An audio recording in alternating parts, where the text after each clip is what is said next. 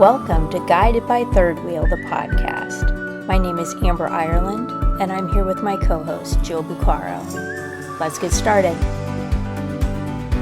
Hey everybody, and welcome back to Guided by Third Wheel. Today, Amber and I thought we would talk a little bit about season change, holidays. So we're sitting here, and it is like one of the first cold days, which makes me very happy. I am a summer hater. I hate the hot weather. I hate all of the expectations of summer and activities and things like that. So I am pumped. It's our first cold day. When this episode drops, we'll be a couple weeks out from Thanksgiving, which means the holiday rush is starting. This year, we actually have a really short gap between Thanksgiving and Christmas. Thanksgiving is as late as it can be. So the turnaround from Thanksgiving to Christmas is less than 4 weeks. So it's like a very tight holiday season, which I think makes for a stressful holiday season. I didn't even know that. Yeah, so now fun fact for you, Amber. For me, I love the holiday season. I love when it gets cold. I love just the holidays and hot chocolate and Christmas movies and all those things. But a lot of people don't. And what I know to be true for me too is that holidays can be stressful. Yeah. There's a lot of expectations around family, around Instagrammable moments and things like that. And I think that holidays can cause people a lot of stress. So we thought we'd talk a little bit about season changes as we move into this fall and winter season, and maybe just some of our own tips and tricks of how we try to, and hopefully succeed at, staying healthy during that time. Yeah. So do you have any holiday tips and tricks, Amber? Don't celebrate the holidays. Don't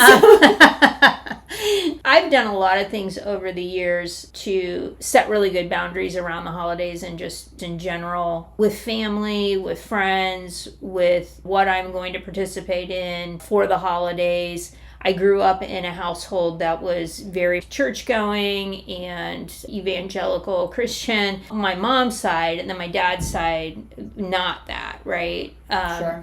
And so I, as a child, had to split all of my holidays. So it was double holiday fun for every holiday that there was. And when you're a little kid, that's kind of fun because it's like you get the Easter egg hunt over here, and you get it over here, and you get the holiday meal here, and all of that. But as I got older, that was still kind of the expectation, right? Yes. That you're going to participate in all of these and then add a partner into that. Now I got to go do your family's stuff. And, oh, wait, your family also has double holidays. So now we're having to determine what are we doing. Quadruple holidays. Right. Yeah. And I finally got to a point where I was like, enough is enough. I am tired of this holiday coming. I have time off of work. This is a perfect time for me to relax, and I am literally running everywhere, making sure I have the right gifts and the right clothes, and we're getting there on time. So I was like, no, I'm not going to do this anymore, and just going to set boundaries with people and said, look, I don't buy gifts. I send my children gifts, and that's about it. I think with holidays come so many expectations, right? Which is kind of what you're talking about. And I think we see that a lot from our family. Well, we've always gotten together on Christmas Eve. And what if my partner's family has always gotten together on Christmas Eve, right? And then it's like this big, which way are we going to go? And I feel like in my family, we literally will start having conversations about the holidays in August. So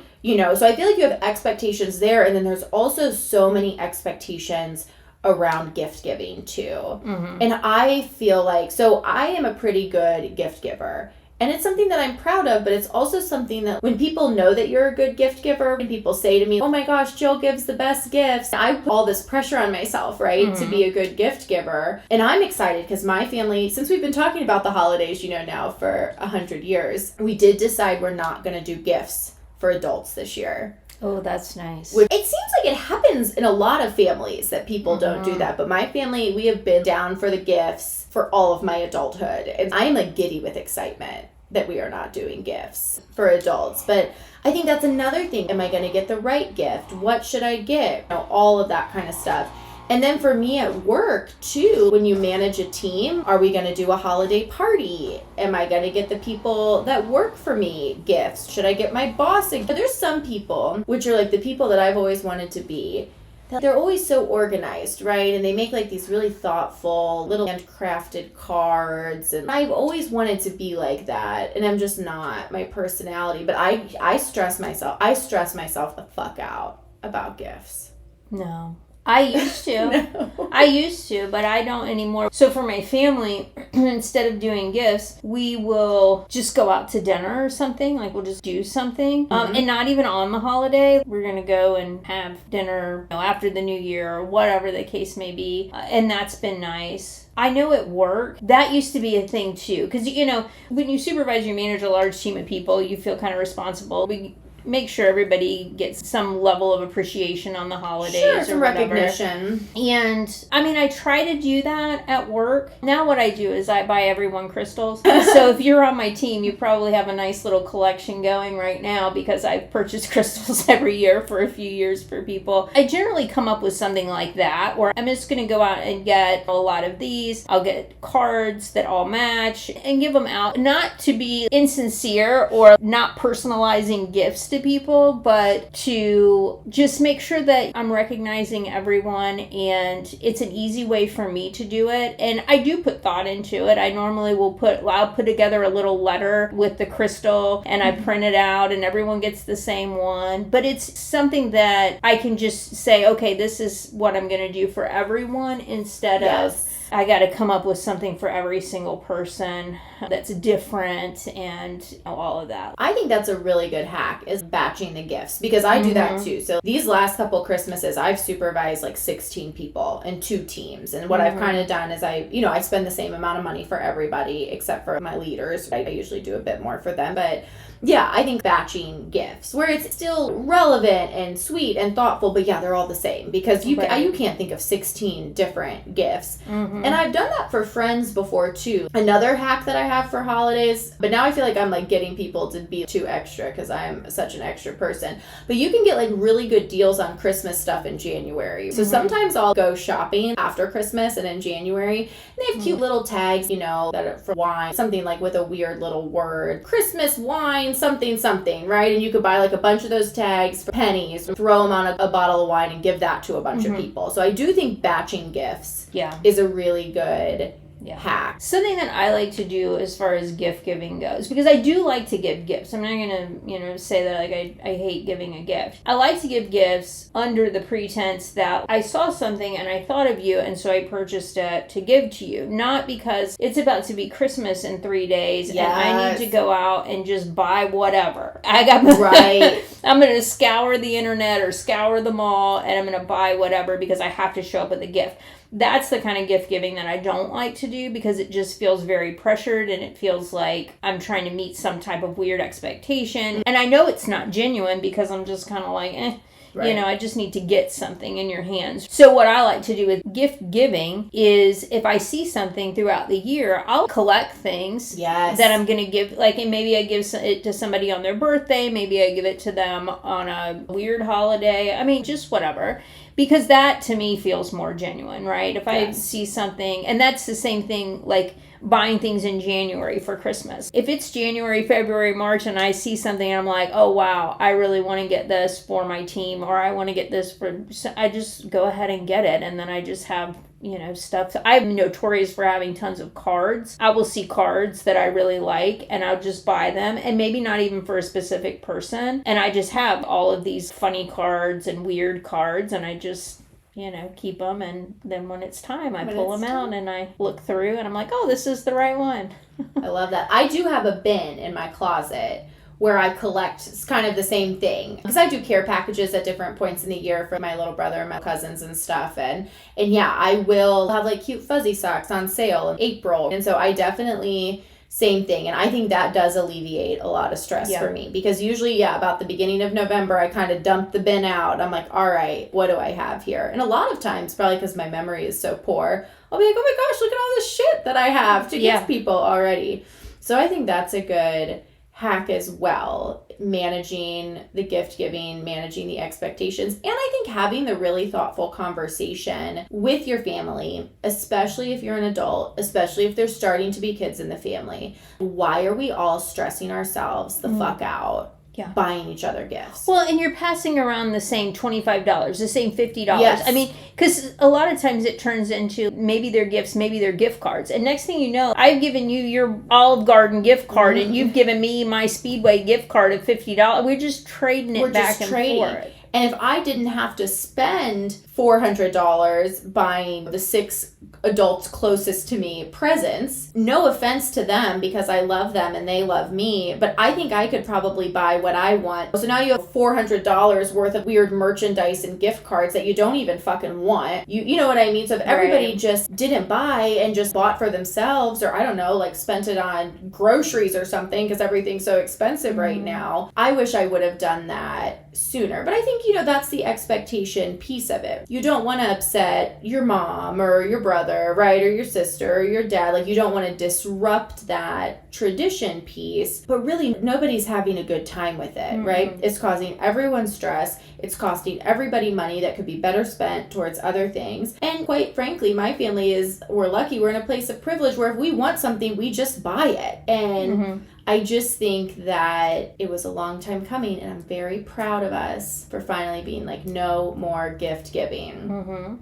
And I think about how happy I feel now, and I'm like, why the hell did I not bring this up 3 and 4 years ago?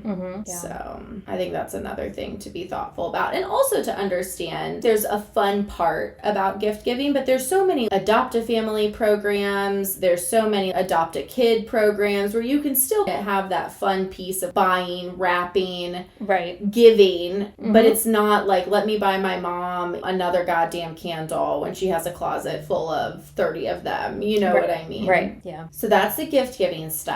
But I think the harder part, and you alluded to this a little bit, is drawing boundaries around time. Oh, yeah. Right? For sure. So how do we have the conversation that's like, I don't want to drive 1,000 miles. I don't want to purchase a $900 plane ticket. I don't want to eat 4 Thanksgiving dinners in a day, because nobody wants to eat 4 Thanksgiving dinners in a day because I'll feel very, very sick. How do we make those decisions for ourselves about what makes sense for me? I guess in the case of Thanksgiving dinners, physical health and mental health, right?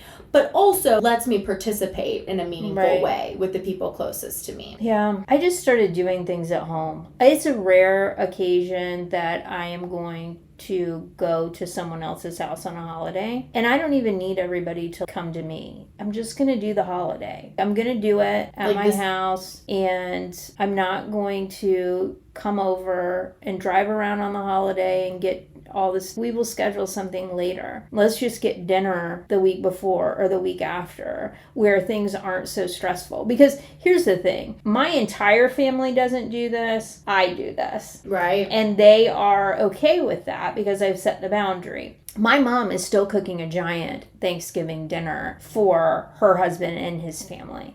Because I'm her only kid. She's still going to do that. They are still going to have this giant Thanksgiving. She still tells me, you can come over. And I'm like, that is really nice. I do not want to, but thank you so much. We will do our Thanksgiving later when it's less busy, when it's less stressful. Because the other piece to that too is, for me, going to that, it's not a pleasant experience. And it has nothing to do with the people there or anything like that. It's everyone has been rushing around to get there on time with their weird side dish or their dessert. My mom has been cleaning and making food, and then she's irritated when things aren't going right, and it's just this place of chaos. I can stay at home and we can smoke some meat outside and eat and watch the Thanksgiving Day parade in our pajamas. If people show up at the house, cool, and if they don't, cool. Because I don't want to be stressed out all day long. If I'm going to have a holiday that I'm going to try to celebrate, I don't want to be stressed out all day. Yes.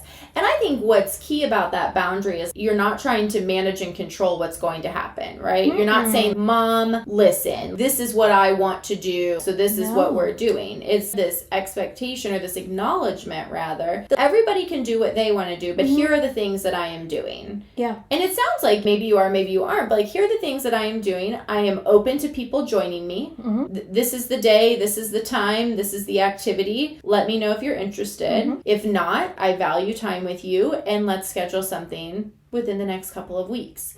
It sounds so simple, but it is kind of hard, right? It's like what we talk about in therapy. We have to use the I statements, right? We're not worried. We're not saying like, you need to do this, or you need to respect my time, or you do too much and it stresses me out. It's, I have looked inside, I have thought about it, and this is what I am going to do. This is what makes sense for me. So come and participate, or do what makes sense for you. Right. And not having that resentment if people choose to not do what you're doing. Right. And for my family, like I said, a lot of things on my mom's side revolve around church. So Christmas revolves around church. Easter revolves around church. All of those Christian holidays revolve around church. And there was a very long time where every holiday it was, okay, well, what do you want to do? I want you to go to church with me. Well, no, that's not going to be what happens. And we finally had to have a conversation and say, do you want to have a conflict every time that we have a holiday come up? Because this is always going to be my answer. Right. And this is always going to be your want, right? So can we just agree to stop having this conversation? Right. We don't need to fight about it because we know how it's going to end up. Because we know what's going to happen here. So we just need to both be okay with. I need to be okay with the fact that it is disappointing to you that I'm not going to come with you. Yes. And you need to be okay with the fact that you are disappointed because I'm not coming. And I'm not doing that out of spite. I'm not doing that out of I don't love you. I don't care about you.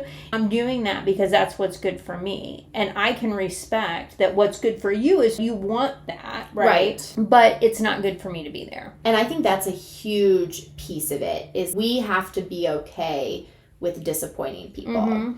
And that, to me, for a long time was really hard, right? I wanted to set the boundary, and I wanted everybody to be okay with it, right? So I found myself setting a boundary and then going on a campaign, convincing everyone as to why they should be okay with it, right? And, and that involves, like, manipulation and bullying and all of those types of things. But I think that's the rub, because we can either do what everybody else wants us to do and run ourselves ragged and really disappoint ourselves, right? Because we're going to end the Thanksgiving weekend or the Christmas week exhausted, likely sick, right? Irritable, mad at everybody. And that's disappointing ourselves.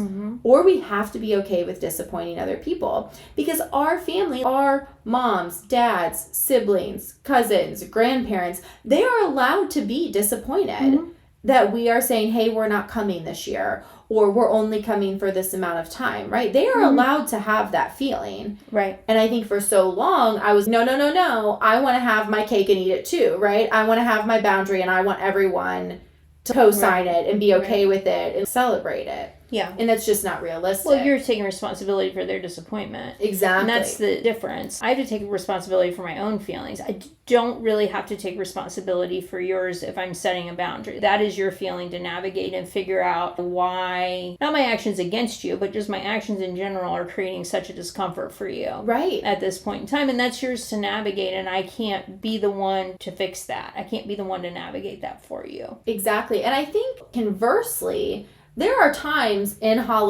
negotiating the holidays where we are going to make conscious decisions to disappoint ourselves, right? For example, you talk about the church thing. Similar situation for me. A lot of holidays revolve around church. Consistently, what my mom will say to me is, well, what I want for Mother's Day is for you to come to church, right? Yes. Yes. My whole life.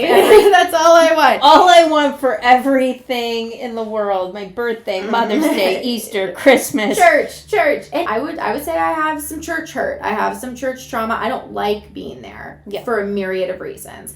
But I have made the decision in my life as an adult that I go to church twice a year.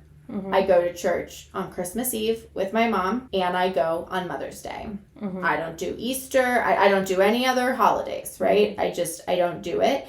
And do I have a nice time when I'm there?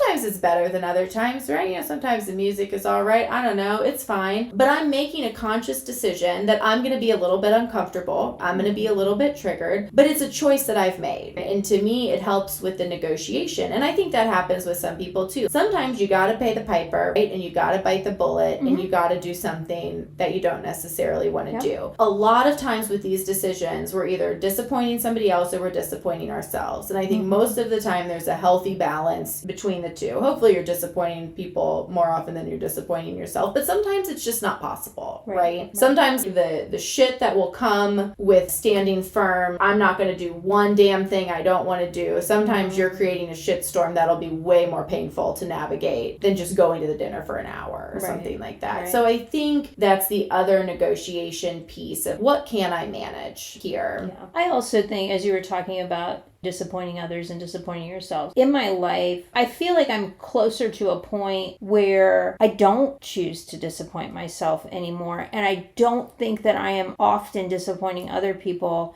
because I'm showing up more authentically. I've been doing it for longer. Yes. So there's not an expectation there.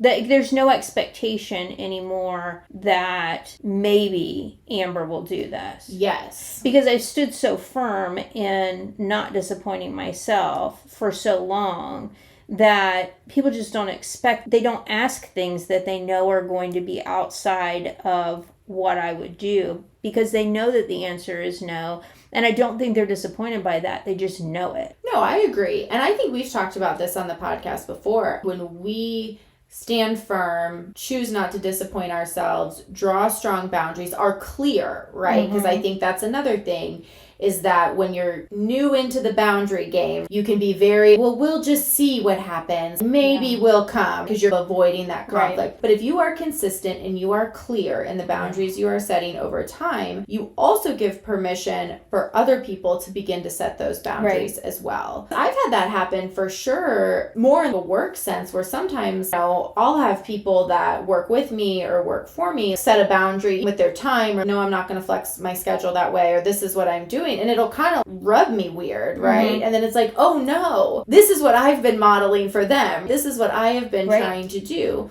And I have certainly watched that at work, within my friend groups, and with my family, that after I got better at setting boundaries, you're giving permission for other people to do it as well. Right? So I think what you said makes a lot of sense. And people do. I think at first when you set boundaries, people can be nasty to you. They can throw tantrums. They can move into victim mode. They can, why are you doing this? But if you stay consistent, much like how if a 3-year-old is throwing a tantrum, right? And you're like, I am sorry that you're upset. No, you are not getting the toy. It's not happening. They eventually get up and begin to participate in life. In a more healthy way after that. So I think that's a really fair point too, that you do start to see the rewards multiply as time goes on. Yeah, the boundary setting definitely, it's hard at first, but I think it is more the consistency than the clarity with people, because I can set a boundary and not tell you that I'm setting it. That's true. Right? And I know that what I'm going to do is what I'm going to do. And I don't even have to have a conversation with you about the fact that I've set this boundary. But if I'm not consistent, then you're going to see me as somebody that doesn't have good boundaries. So if I need this thing, right? I need somebody to do this for me. Let me go ask Amber, because I know she says she doesn't want to do that, but I've seen her do it. It's like when people come to you and they're like, I want to cash in a favor with that, like something that you wouldn't normally do, but they're wanting these extra favors. And so a lot of times I see that as it's just poor boundaries. It's manipulation. Yeah. And people up the ante. It was so funny. I was having this conversation yesterday with a friend, and he's got a 4-year-old, and tantruming happens with 3-year-olds and 4-year-olds, right? And we were talking about how hard it is. I mean, kids will ratchet it up. Oh, yeah. I mean, they will go. But I think what we have to remember, it's so easy to be like, no, you're not getting the toy, right? And they're like whining and crying and whatever. You shuffle them along. And then they're screaming, right? And then they're causing a big ass scene. And then perhaps they become destructive, right? And if you don't give in, but then you give in to the absolutely horrendous behavior, that's where they're going to start every single time, because they know that's the tipping point. And that is easily relatable. Adults engage in the same behavior as well, right? Maybe they're not screaming and crying and breaking things and causing a ruckus, but they're saying something that digs right into that core wound. They're going right there where you're most vulnerable every single time. And I've talked about this on here before, and I talk about it a lot with people, is I think about Glennon Doyle, and she talks about this analogy when she has to draw boundaries with her family, where she's like, I am here on an island, right? And there is a moat around the island. And there's a drawbridge, right? There's a bridge where sometimes I let down the bridge and I let people come on my island and engage with me. But when I set a boundary, it's like you're bringing that drawbridge up. And you have to remember, no matter what the people are doing on the other side of that moat, whether they are screaming, crying, disparaging you, saying they're going to kill themselves, saying they're going to do this, they're not coming in. It's not happening, right? And sometimes I truly, at work or with family, I will literally have to envision that in my brain and tell myself, Jill, they are just throwing a tantrum on the other side of the moat. And just because you do not have to bring down the drawbridge, right? You can be like, hey, I'm sorry you're having a hard day. Looks tough over there. Sometimes you just say nothing, right? And hide inside your castle. But just because they're having a feeling doesn't mean you have to put the drawbridge down. Yeah. They don't get to come. No. And I think, and we will watch people across the moat really up the fucking ante. And you just have to be like, that was crazy. But the bridge is still not coming down. Right. But the bridge stays up. As you were talking about that, I was thinking as adults, those boundaries that we set and people upping the ante, right? And I think about it kind of in a workplace situation. I do think that there is something that kind of, I want to say contradicts, but it's kind of the other side of a boundary, right? I set a boundary and I say, I'm not going to do this task. Right? This is not part of my job. I'm not doing this task. Right? And then they start the tantruming. Well, then who's going to do it? Isn't this all other duties as assigned? Isn't this da-da-da-da-da, right? And they're trying to make you feel bad. They're trying to, you're the best at this. Like, why wouldn't you do it? We're a team. We all pitch in. Right. Da-da-da-da-da. Right. And you're like, no, not going to do it, right? And there is a point at which I will do it, right? Okay. When you're like, I will compensate you for this additional skill, right? So if we can get past the tantrum to the point that you're actually we are engaging in negotiation, right? Then interesting boundary off, right? But I guess at that point it really wouldn't be a boundary because we're participating now, right? This isn't me saying I'm not going to participate in this thing. I've just decided to engage because the situation is one that I am willing to engage with at this point because there is, additional compensation. Right. Yeah. No, I think that's fair. But I think, the reason you're able to have that conversation is we've moved out of the feelings portion of it. Right. We've moved into a more cognitive space. I almost liken it to like when I think about my church negotiation. Because what I have found is that if I go to church on Christmas Eve and if I go to church on Mother's Day, I don't get asked to go to church any other time. Right? Easter was a fight the first time. But that conversation doesn't come up anymore. Right. And I think we're all at a place where we're cool with that.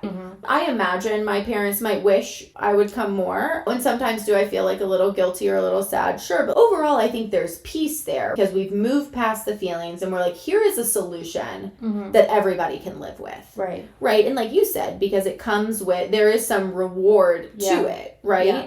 I don't have to have the fight all the time. You're getting the money for the work that you're doing. Right. And it's hard. I was thinking about that when you're talking about the work thing.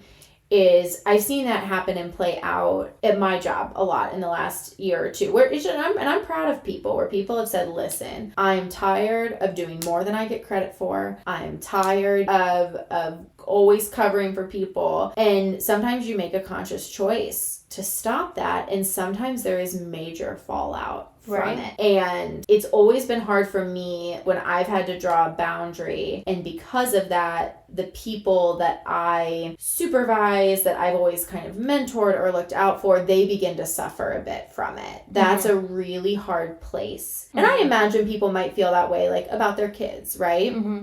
Where it's like, I can't go to this Christmas event or Thanksgiving event, but my kids might want to go and stay for a long time, or they might want to see their cousins, or you know what I mean, or they have a better relationship with their grandparents than I have with my in-laws, right? And I think that can be a really hard sticking point for us when like the people that we have some responsibility for are sometimes there's some byproduct of suffering for them for the decisions that we've made. Right. And I think that can be really hard.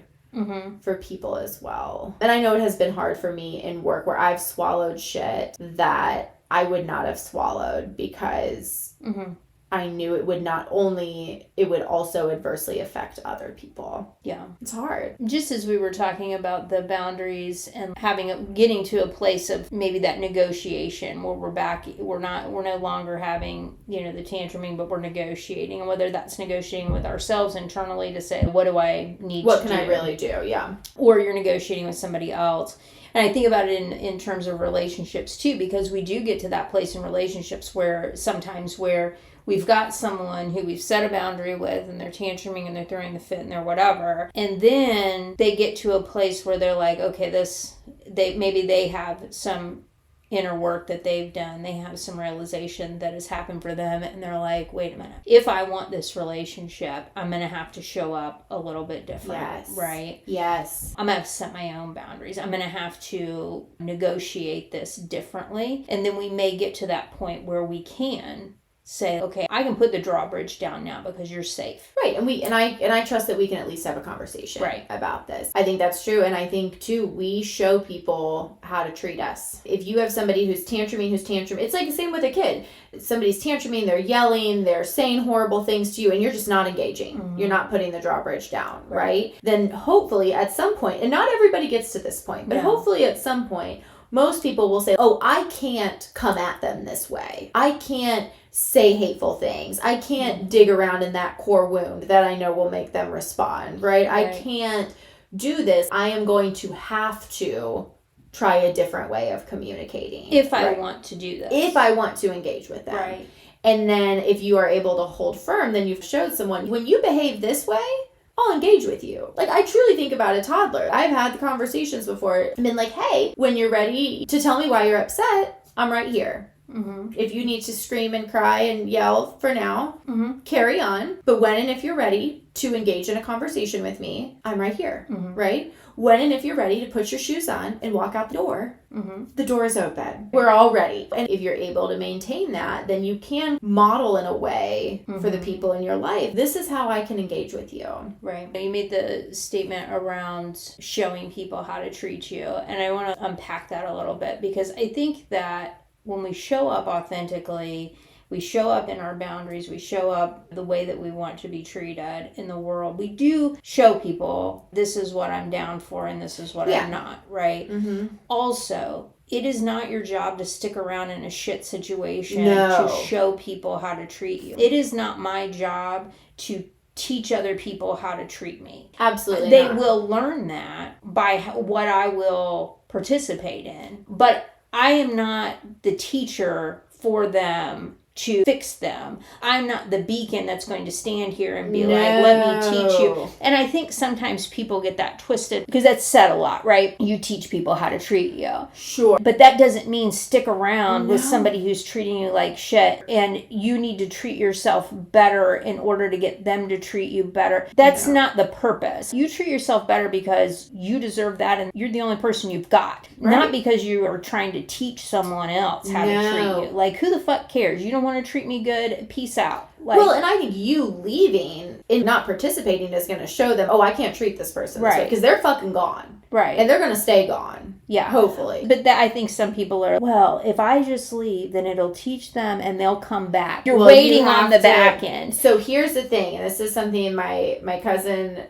always says to me, you have to be willing to walk away for real. Yeah. Not posturing, not pretending to walk away with like one eye back behind your shoulder to see how everybody's reacting to you walking away. Right. But to literally be like, I'm leaving. Right. Not I'm going to threaten to leave in some weird codependent manipulation game, but I am truly ready to walk away from this relationship, job, etc., because this is unmanageable for me. Like, this is not going to happen. You have to be willing to walk away. And people can tell when you're for real walking away, or when you're engaging in some sort of drama and production to elicit a response or to try to pull somebody back to you. Mm-hmm. But no, you have to mean it for real. Yeah. And that means that you're actually treating yourself right, because you are saying, even though the unknown is scary, this is not what I want for me. But yes, no, I definitely don't think we should be sticking around in a codependent way, being like, let me teach you how to be a decent fucking human being. No. Hopefully when I leave your ass, you'll realize that that's not how decent human beings behave. And if you don't want people to leave you forever, you'll change your goddamn behavior. But that's not my problem, because I'm gone. Right. Good disclaimer. Thank you. I am hopeful that this holiday season is good for everybody. It's going to be good for me. You're like, I got no worries. It's going to be good for me too. I'm going to have a new job. I'm not going to be supervising anybody. I'll be just like dancing in a field of daisies by myself. It won't be hot outside. I'm ready. I'm ready for it. I'm not always down for the cold. I know you don't love the cold how I do, but I fucking love it. Here's to a healthy and boundaried holiday season, and we'll just see what the rest of the year has in store for us. Do you want to pull a card? Angels and ancestors, your favorite. This isn't good. Right. Let's all take a deep breath together. And release. And we'll set the intention that we will receive exactly what we need from this card pull and from this podcast today.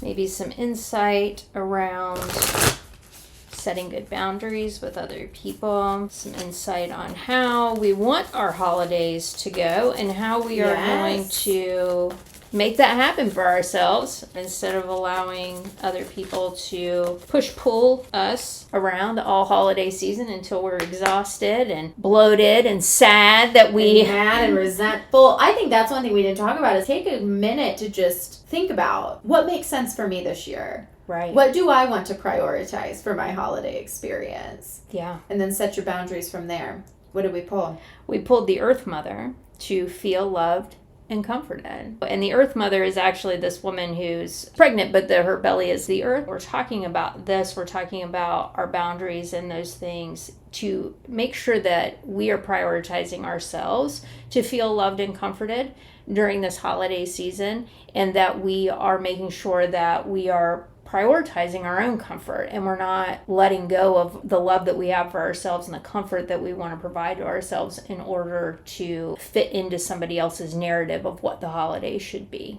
Yes. All right. Well, until next time, you guys, take care of yourselves. Bye. Thank you for listening to another episode of Guided by Third Wheel, the podcast. We would be honored if you would like, rate, and subscribe on your favorite podcast platform.